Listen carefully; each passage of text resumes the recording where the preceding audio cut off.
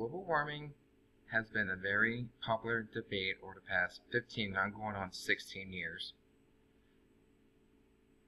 The increasing amount of temperature surrounding the world has increased the amount of a chance to produce worse storms such as floodings, droughts, hurricanes, and tornadoes, just to name a few. Another belief is the high cost of fuel, such as gasoline and diesel. When an area is hit hard, especially with drought, the cost to produce the amount of fuel like such will actually make it even higher to sell it.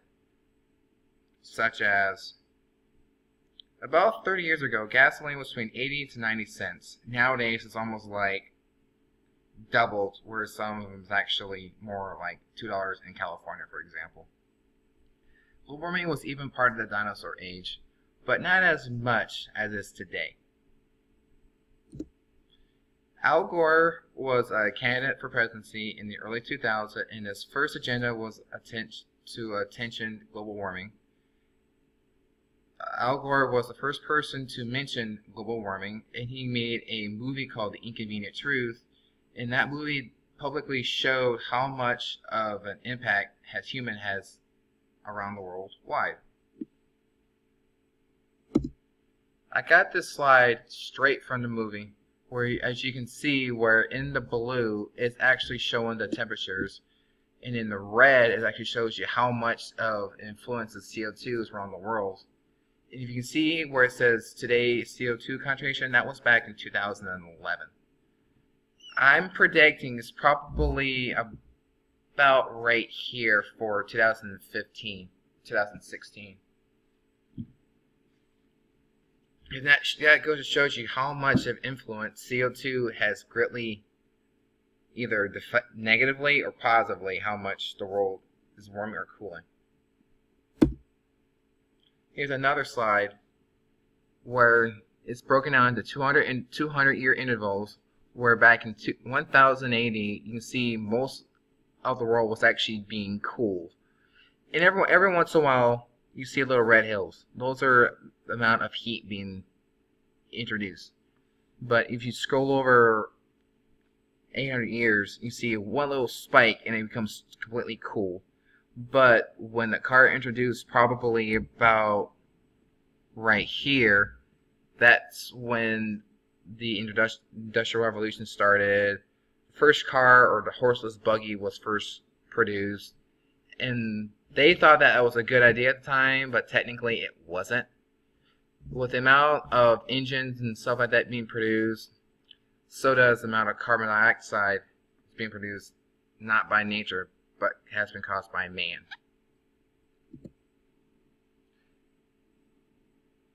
Here is this little movie that I have found, and I thought it was interesting to watch. This actually shows you how much of an influence from the 1800s to the 2012, how much difference the world has become. You can see the true north was cold, like colder, like saying the negatives, and in over by Russia was actually in a warming phase. But now you see Alaska becoming warmer than normal.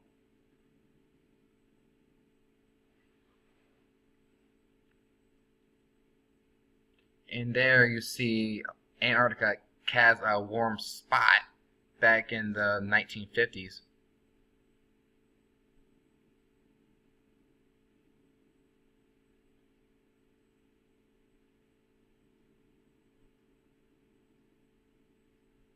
And now you can see the whole northern cap of the world is actually hotter than normal.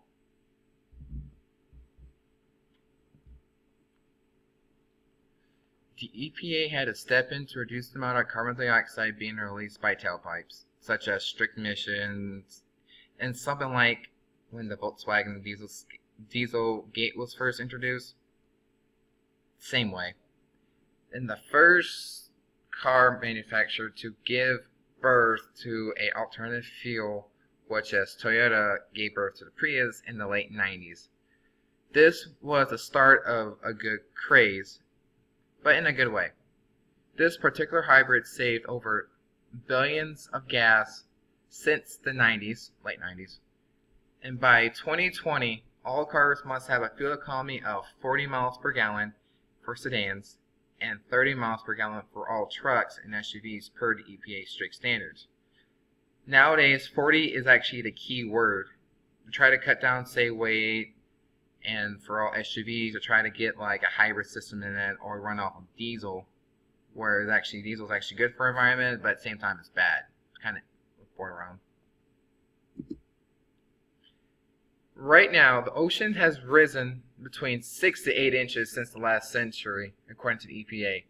I'm about to show you another video where it actually breaks down meter by meter how much of an influence those polar ice caps has directly affect the way we live for the next million years from now.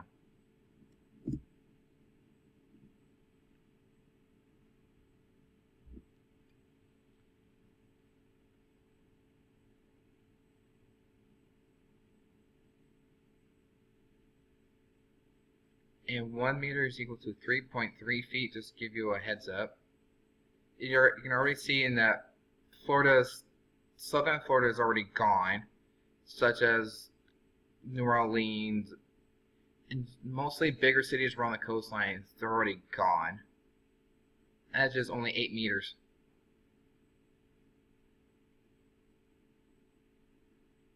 Now, the eastern shorelines, such as South Carolina, has been directly affected the most. And anybody that lives, especially in Sumter, is already actually in the pathway of the new coastline. And Columbia will be considered as the beach.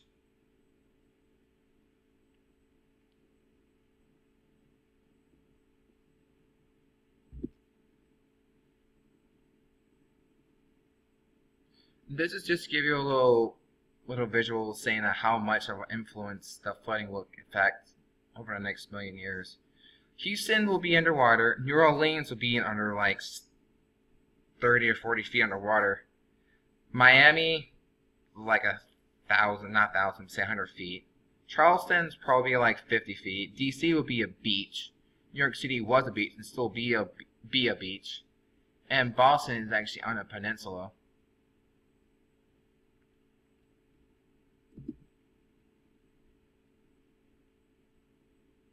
And all of those ice caps are really important because they actually cool down the waters for northern and southern hemisphere. Without them, we'll probably have storms like this. I believe Hurricane Hugo back in 1989 was a superstorm that caused severely damage back in the Carolinas back then.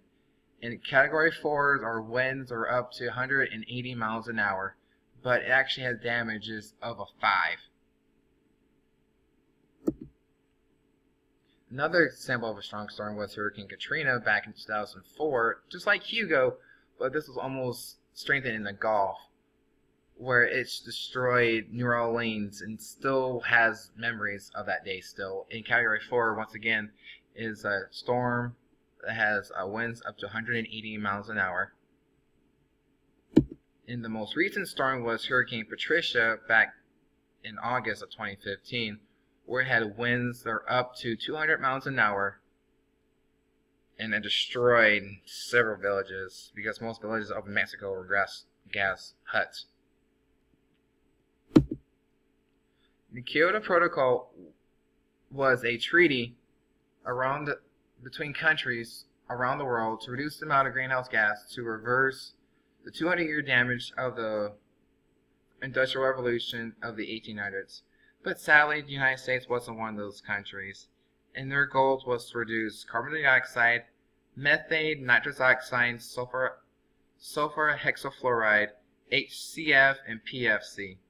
They wanted to make sure the world can live longer, and that way our generations after us can basically have a normal life.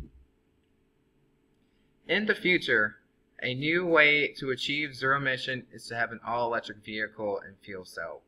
Those are the two most popular fuel type cells I can think of at this moment. such as the Tesla Model S, Soul EV, and the Spark EV are the most three popular types of EV vehicles. And the most popular type of fuel cell on the market right now is the Toyota Mirai. And that car is only available in the West Coast for a certain time because the hydrogen fuel to the East Coast is not the same as the West. In my opinion, I think the next form of energy should be solar and wind powered. All of these do not give any emissions and make new things, which is good for the environment. And you see this picture of this car here to the left hand side of the screen. That is a concept. I've been keeping my eye on that ever since it was discovered back in 2013 and 2012. That is a first car to be run off of salt water and a hybrid engine with such as electricity. And that is a supercar made by the Swedish. I can't pronounce the name, but it's a start towards something new for our next generation to have. Those are my works cited pages.